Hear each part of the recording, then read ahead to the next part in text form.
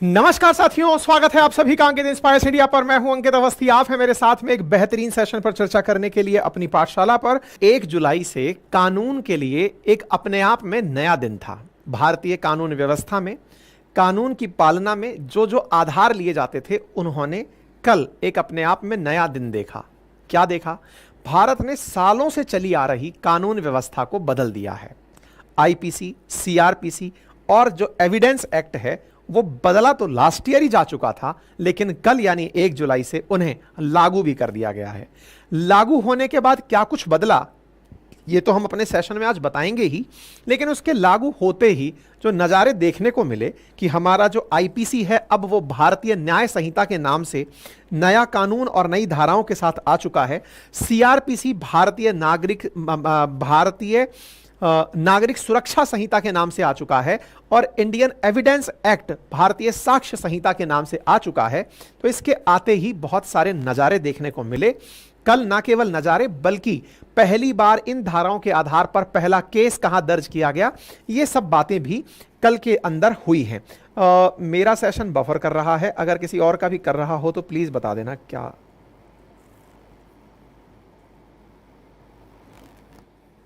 ठीक है? तो कल यानी 1 जुलाई के दिन नए कानून देश के अंदर लागू हो गए। उसका परिणाम क्या निकला? उसका परिणाम यह निकला कि नए कानूनों के आधार पर देश में बहुत सारी जगह जो नई एफआईआर दर्ज की गई, उनमें से 7 पहली एफआईआर दर्ज हुई और उनमें भी सबसे पहली एफआईआर नए कानून के आधार पर मध्य प्रदेश के ग्वालियर के अंदर दर्ज की गई। ग्वालियर में पुलिस स्टेशन है हाजिरा, जहां पर एफआईआर नंबर भारतीय न्याय संहिता की धारा 303 क्लॉज 2 के तहत चोरी के लिए दर्ज की गई। ये यानी कि जैसे ही जुलाई शुरू हुआ और भारत में नए कानून लागू हुए, नए कानून लागू होते ही मध्य रात्रि में अगर आप देखें तो मध्य रात्रि के अंदर 12:10 पर पहला जो मामला है वो दर्ज हो गया। तो 12:10 पर इसके तुरंत बाद में फिर दूसरा एक और मामला दर्ज हुआ। एफआईआर की तिथि और तारीख देखें तो वो छत्तीसगढ़ के कबीर धाम में दर्ज हुआ, जो कि मारपीट की धमकी के ऊपर आधारित था। तो कहने का मतलब यह है कि कल एक ऐतिहासिक दिन था। ऐतिहासिक दिन था अंग्रेजों के काल में बने हुए कानून इंडियन पीनल कोड, जो कि 1860 से चला आ रहा है, उसके हटने का और उसके स्थान पर भारतीय न्याय संहिता के लागू होने का। सीआरपीसी जो कि 1973 से चालू था, वो बदल करके अब भारतीय नागरिक साक्ष्य संहिता के रूप में भारतीय नागरिक सुरक्षा संहिता के नाम से जाना जाएगा और इंडियन एविडेंस एक्ट भारतीय साक्ष्य संहिता के नाम से जाना जाएगा। ये सारे कानून लागू हुए। इसी के साथ साथ ये प्रेस कॉन्फ्रेंस गृह मंत्री के द्वारा भी की गई और उन्होंने कहा कि नया कानून लागू होते ही उस पर केस दर्ज कर लिया गया है। एक और इंटरेस्टिंग वाकया देखा गया और वो वाकया ये था कि बहुत सारे स्टाफ, क्लरिकल स्टाफ, ऑफिसर्स नए कानून के प्रिंट आउट लेकर के केस को किस तरह से दायर करना है, इसके लिए विद्यार्थियों की तरह, जैसे विद्यार्थी एग्जाम में तैयारी करते हैं, कुछ इस तरह से पुलिस स्टेशंस में बैठे दिखाई दिए, ताकि नए कानून के तहत ही केस दर्ज किया जाए। पुराने कानून की धाराएं कल से अमान्य हो गई हैं। अब आपके दिमाग में बहुत पहला प्रश्न यही बनता है कि जो पुरानी धाराओं पर केस दर्ज हैं, क्या वो धाराएं बदल जाएंगी? आंसर पहले ही जान लो, फिर हम आगे बढ़ेंगे। आंसर ये है कि जो केसेस पहले से जिन धाराओं में हो रखे हैं वो उसी धाराओं में चलते रहेंगे, उसी प्रक्रिया से चलते रहेंगे। लेकिन 1 जुलाई के बाद अगर कोई भी केस होता है या 1 जुलाई को भी अगर कोई केस होता है तो वह इन नए कानूनों के तहत ही किया जाएगा। ठीक है ना? तो नए कानूनों में क्या कुछ बदला, उन्हें एक बार में बताना एक सेशन में तो संभव नहीं है, लेकिन फिर भी आपको मोटा मोटी जो बेसिक जानकारी है वो मैं आपको यहां पर देने का प्रयास करूंगा। ठीक है? आप यहां पर कुछ तस्वीरों के माध्यम से देखें कि किस तरह से पुलिस कर्मियों के द्वारा जनता को सूचित किया जा रहा है कि नए कानून 1 जुलाई से लागू हो चुके हैं, जिनमें बाल सुरक्षा संबंधी प्रावधान डाले गए हैं, महिला सुरक्षा संबंधी प्रावधान डाले गए हैं। पुलिस के द्वारा भी लोगों को अवेयर किया जा रहा है। आपको याद होगा कि मैंने इस पर सेशन अगस्त में ही कर दिया था, जब आपको यह बताया था कि भारत की संसद में इस तरह का कुछ प्रस्ताव आ रहा है कि पुराने कानूनों को बदला जाएगा। पुराने कानूनों को बदल करके नए तरह से कानूनों को लाने की जो कवायद है, यह शुरू होते हुए लोकसभा, राज्यसभा और राष्ट्रपति से गुजरी और इन्होंने अपने आप को नए रूप में अब देख ही लिया है। साथियों, नए रूप के आने के बाद में बड़ा प्रश्न बना कि आफ्टर ऑल हमने ऐसा क्यों किया। तो इसके पीछे का जवाब जवाब है 76वीं इंडिपेंडेंस डे सेलिब्रेशन पर प्रधानमंत्री द्वारा लाल किले की प्राचीर से कहा गया था कि भारत का प्लान है कि वो कॉलोनियल माइंडसेट के जो भी एविडेंसेस हैं उन्हें मिटाएंगे। तो ऐसी स्थिति में कहा जा रहा है कि 1860 में मैकाले के द्वारा जो भारत के लिए कानून बनाए गए थे कि अपराध अगर कोई व्यक्ति करता है तो किस तरह दंड दिया जाएगा, तो मैकाले क्यों, हम क्या खुद सक्षम नहीं है क्या? तो हमने उस चीज को हटाते हुए अपने स्तर पर नए कानून बना दिए। अब बड़ा सवाल यह बनता है ये होता क्या है, आईपीसी होता क्या है, किस तरह से काम करता है, मतलब क्या है? देखिए, अगर कोई व्यक्ति किसी भी प्रकार का अपराध करता है तो उस अपराध के लिए कानून बनाए गए हैं कि इन कानूनों के तहत आपको सजा दी जाएगी। तो अपराध के लिए जो कानून बनाए गए हैं उन्हें आईपीसी यानी इंडियन पीनल कोड में रखा जाता है, जैसे मैकाले के द्वारा 1860 में बनाया गया था, 1 जनवरी 1862 में लागू हुआ था। इसको विधि आयोग की सिफारिश के आधार पर लागू किया गया था, यानी कि अपराध अगर कोई व्यक्ति कर रहा है तो उसके लिए प्रॉपर तरीके से मेंशन किया गया कि इस अपराध पर यह सजा दी जाएगी। ठीक है, तो पुराना कानून और नए कानून के नाम आपको याद होने चाहिए। अब बड़ा सवाल यह बनता है कि अब भारतीय न्याय संहिता तो समझ में आया, क्योंकि आईपीसी अब भारतीय न्याय संहिता बन चुकी है। तो ये जो सीआरपीसी है ये क्या होती है? असल मायने में जब किसी कानून के तहत आपका अपराध पता चल गया कि चोरी की है तो ये धारा लगेगी, हत्या की है तो ये धारा लगेगी, धारा तो पता चल गई, लेकिन अब उस व्यक्ति, यहां पर 2 व्यक्ति इन्वॉल्व हुए, एक जिसको नुकसान हुआ है और एक जिसने नुकसान पहुंचाया है। इन दोनों लोगों के साथ पुलिस को किस तरह वार्ता करनी है, उन दोनों को कानून के लिए कोर्ट तक कैसे लेकर जाना है, इस पूरी प्रक्रिया को और जांच किस तरह से करनी है, ये पूरी प्रक्रिया सीआरपीसी यानी कि कोड ऑफ क्रिमिनल प्रोसीजर के अंदर लिखी हुई थी। अब इसे बदल करके भारतीय नागरिक सुरक्षा संहिता के नाम से जाना जाएगा। यहां पर वो सारी गतिविधियां कि क्या क्या करना होता है अगर किसी व्यक्ति पर कोई अपराध, मतलब किसी को लगता है कि इसने ये अपराध किया है तो उसको किस तरह से ट्रीट किया जाता है। ठीक है, अब चूंकि कानून बिना सबूत के कोई बात मानता नहीं है, तो सबूत संग्रह का भी एक कानून है जिसे एविडेंस एक्ट कहा जाता है। अब उस एविडेंस एक्ट को भारतीय साक्ष्य बिल के नाम से जाना गया, एक्ट के नाम से अब जाना जाएगा, संहिता के नाम से जाना जाएगा। ठीक है, उम्मीद है कि अब आपको यह बात समझ में आ गई हो। तो सीआरपीसी जो है वो प्रोसीजर बताती है, आईपीसी धारा बताती है कि आपने इस धारा के तहत काम किया है। अब 3 नए क्रिमिनल मतलब कानूनों के अंदर संशोधन हो गया। अब संशोधन में क्या क्या चीजें चेंज हुई, तो आपके सामने सबसे पहले अगर भारतीय न्याय संहिता की बात की जाए तो इसमें कुल 358 धाराएं रखी गई हैं। इनमें कुल 20 नए अपराध जोड़े गए हैं। आईपीसी जो हुआ करती थी ना, इंडियन पीनल कोड, उसमें 511 धाराएं हुआ करती थी। 33 अपराधों के लिए कारावास की सजा को बढ़ा दिया गया है। 83 अपराधों को जुर्माने की राशि बढ़ाई गई है। 23 अपराधों में अनिवार्य सजा की शुरुआत की गई है। 6 अपराधों में सामुदायिक सेवा का दंड लागू किया गया है।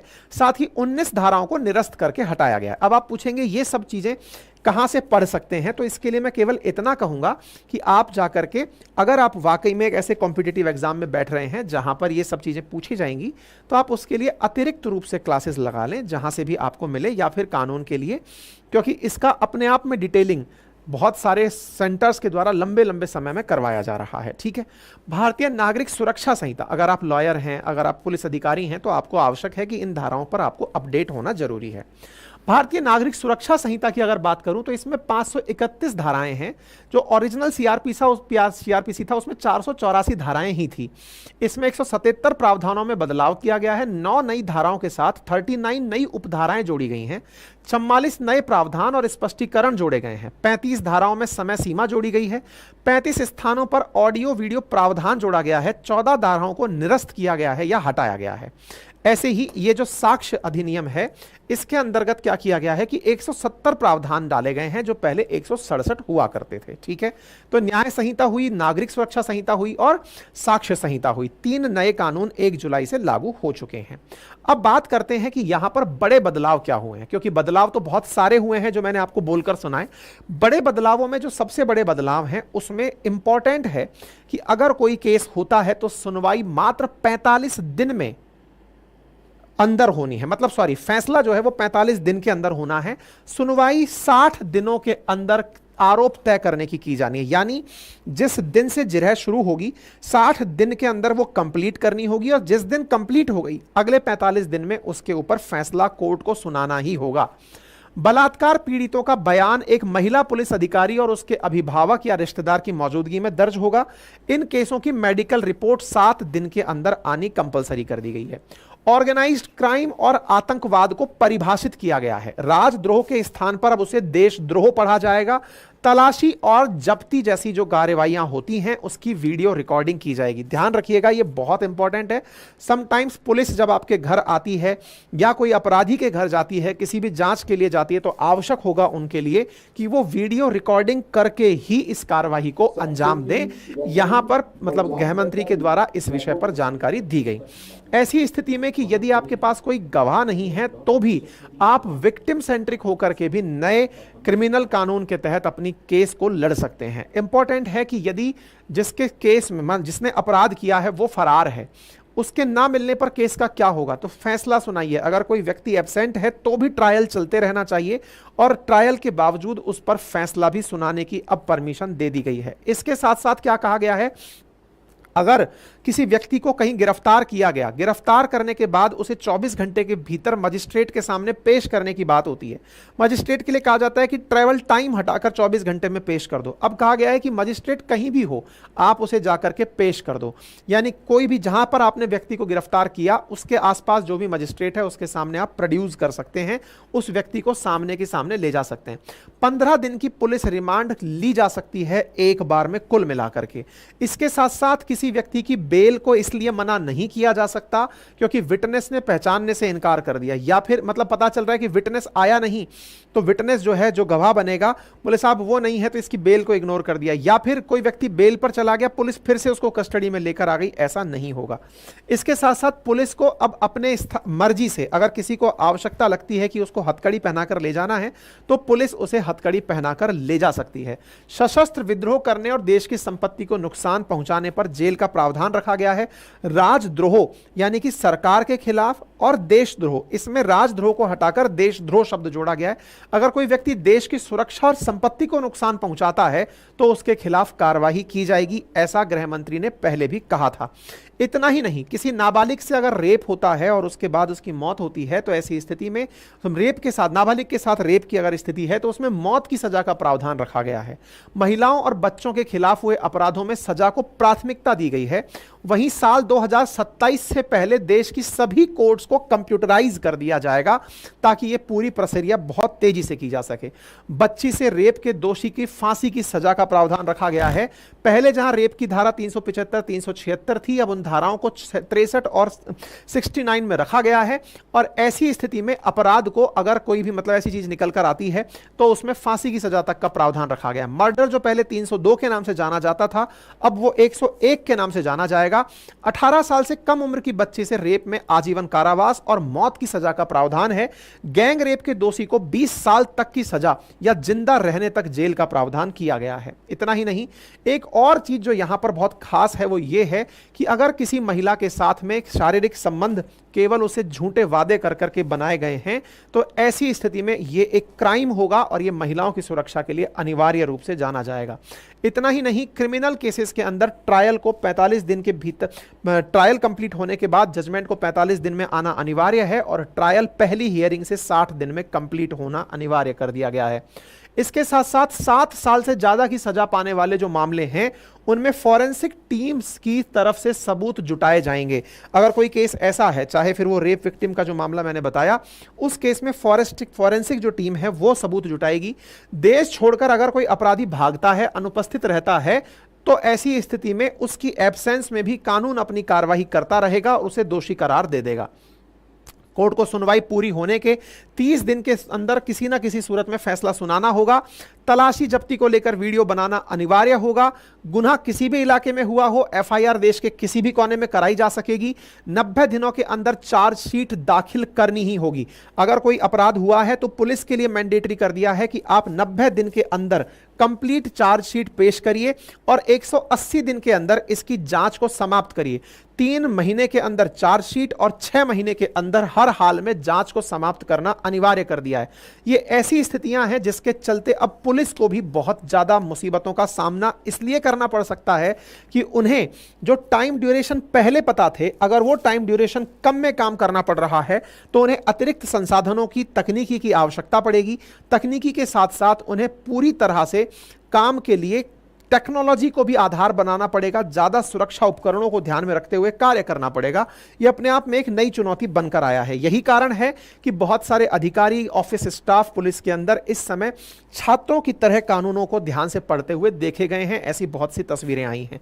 हेट स्पीच को लेकर के भी सजा का प्रावधान किया गया है। राजद्रोह कानून को अब देशद्रोह की तरह से जाना जाएगा, या फिर कहिए राजद्रोह को हटाकर अब देशद्रोह नया कानून बना दिया गया है। इसी के साथ साथ 162 साल पुराने आईपीसी की जगह जो नया बीएनएस आया है, इसमें कई बड़ी धाराएं जैसे हत्या की, धोखाधड़ी, रेप, गैंग रेप, गैर कानूनी सभा, दंगे, इन सब की धाराओं को बदलकर नए नाम से जाना जाएगा और इस तरह की चीजें यहां पर की गई हैं। बच्चों की किडनैपिंग पर 7 साल की सजा जैसे प्रावधान इसमें रखे गए हैं। इन्हीं कानूनों के चलते भारत की पहली एफआईआर मध्य प्रदेश के ग्वालियर में दर्ज की गई, जो कि एक मोटरसाइकिल चोरी की घटना थी। इसी के साथ इस पूरे कार्यक्रम को पुलिस कर्मियों को सिखाना कि यह नया कानून लागू तो हो गया, क्या पुलिस वाले इस चीज के लिए तैयार थे? तो लगभग 22.5 लाख पुलिस कर्मियों को 12,000 मास्टर ट्रेनर्स के द्वारा ट्रेनिंग दिलवाई गई है इन नए कानूनों की। यानी कि एक तरह से यह समझिए कि 1 जुलाई से पहले ही यह पूरा कालखंड खत्म करके यह तय कर लिया गया कि इस दौर में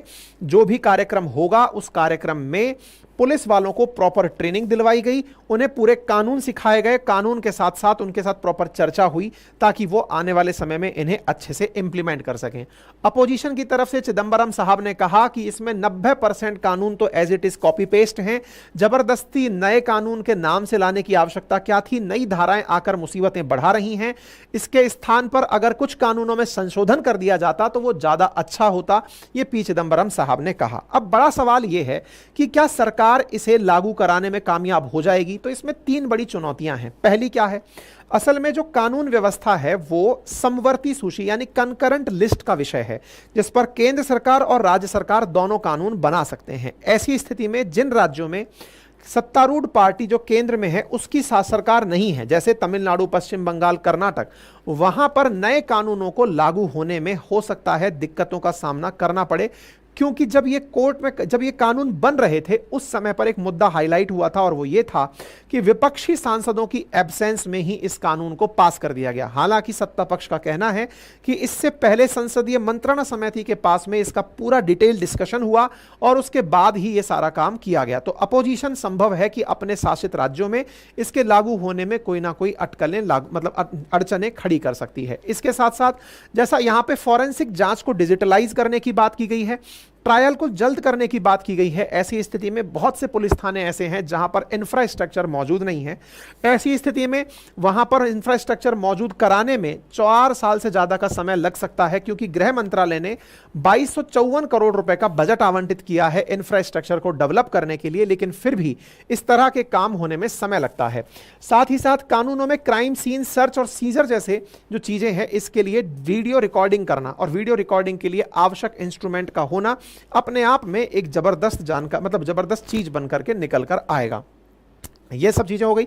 अब जो पुराने केसेस हैं उनका क्या होगा? तो पुराने केसेस जिन धाराओं से चल रहे थे वैसे ही चलते रहेंगे और उन्हीं प्रोसीजर को मानकर 1 जुलाई से पहले वाले जो केस हैं वो पुराने कानूनों के आधार पर चलते रहेंगे। हालांकि पुलिस को नई धाराओं के तहत केस दर्ज करने में शुरुआत में कुछ चुनौतियों का सामना करना पड़ सकता है, लेकिन जिस तरह से पुलिस के द्वारा सकारात्मक रूप से इस चीज की तैयारी की गई है कि हाँ, नए कानूनों का अध्ययन किया गया है और उसके लिए जनता को जागरूक करने का कार्य शुरू कर दिया है, उसे देखकर लगता है कि एक प्रोग्रेसिव स्टेट में, प्रोग्रेसिव देश में इस तरह के कानूनों का इंप्लीमेंट होना जरूरी है। अब बड़ा सवाल यह है कि क्या वकीलों को भी चुनौती आएगी? क्या वकील ही नहीं साहब, जज साहब को भी चुनौती आएगी, लॉ पढ़ने वाले बच्चों को भी चुनौती आएगी, क्योंकि जो चीजें उन्होंने 5 साल में पढ़ी थी वो सब चीजें उन्हें अब दोबारा से रिवाइज करनी पड़ेंगी। हालांकि अंदर का कंटेंट सेम है, लेकिन धाराएं बदलने से अपने आप में काफी सारा टास्क बढ़ जाता है। इसके साथ साथ क्या यह कानून बदलने का काम भारत ने ही किया? जी नहीं, भारत से पहले ब्रिटेन भी अपने ही कानूनों को बदल चुका है। न्यूजीलैंड, स्कॉटलैंड, इंडोनेशिया, घाना, ये सब आईपीसी की तरह जो पुराने कानून हैं इनको बदल चुके हैं या फिर उनमें कोई भी जरूरी परिवर्तन कर चुके हैं। तो भारत ने ऐसा करके पुराने कानूनों को बदलकर एक प्रोग्रेसिव समाज की तरह नए अपराधों को सम्मिलित करते हुए, शामिल करते हुए आगे आने वाले समय को एक नया आईना दिखाने का प्रयास किया है। बाकी आप इस विषय पर क्या सोचते हैं, अपनी राय कमेंट बॉक्स में जरूर रखें।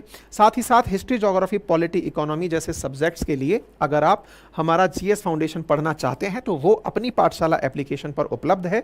रिकॉर्डेड फॉर्म में आप जाकर उसे मेरे बैच को ज्वाइन कर सकते हैं। मेरे अपने नोट्स मात्र 1999 में आपको 6 किताबों के रूप में घर पर कुरियर के लिए उपलब्ध हैं, जिसे आप हमारे एप्लीकेशन से ऑर्डर कर सकते हैं। ठीक है।